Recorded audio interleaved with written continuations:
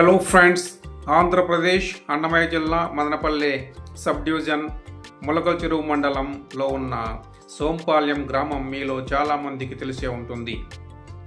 మరి సోంపాల్యం గ్రామంలో గ్రామదేవత కోటమ్మ దేవస్థానం, కోటమ్మ తిరునాళ్ళు కూడా తెలిసే ఉంటాయి.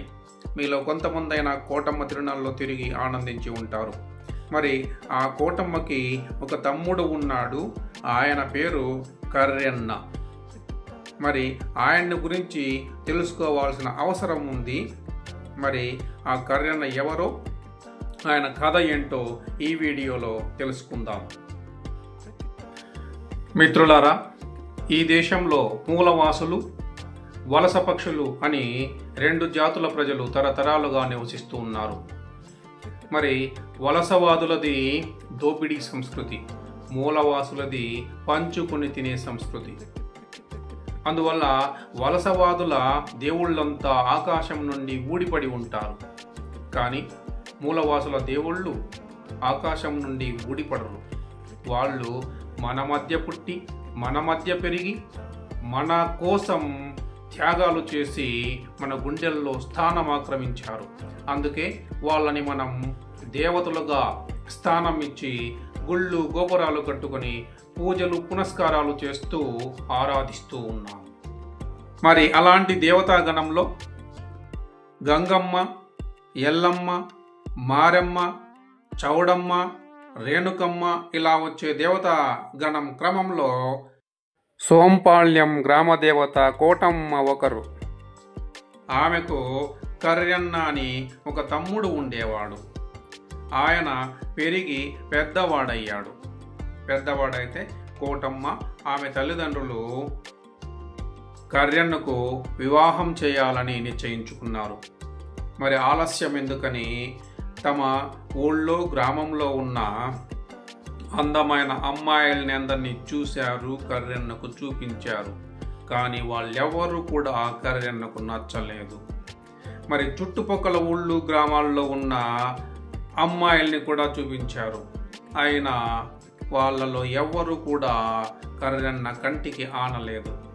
మరి సుదూర ప్రాంతాల్లో ఉన్న బంధువులు కాని వాళ్ళు ఆయన అమ్మాయిల్ని కూడా కర్రెన్నకు చూపించారు. వాళ్ళలో కూడా కర్రెన్నకు ఎవ్వరూ నచ్చలేదు.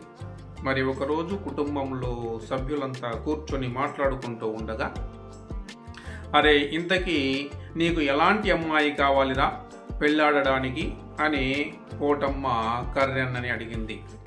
అప్పుడు కర్రెన్న స్థిరంగా ఇలా అన్నాడు, అక్క, నేను అలాంటి ఆడపిల్లని పెళ్లి చేసుకోను. నేను పెళ్ళంటూ చేసుకుంటే నీ అంతటి అందగత్య దొరికితేనే నేను పెళ్లి చేసుకుంటాను అన్నాడు. అంతే, కోటమ్మకి ఆశ్చర్యం అయింది, విస్మృతురాలయ్యింది. మరి ఆమెకు కోపం కూడా వచ్చింది.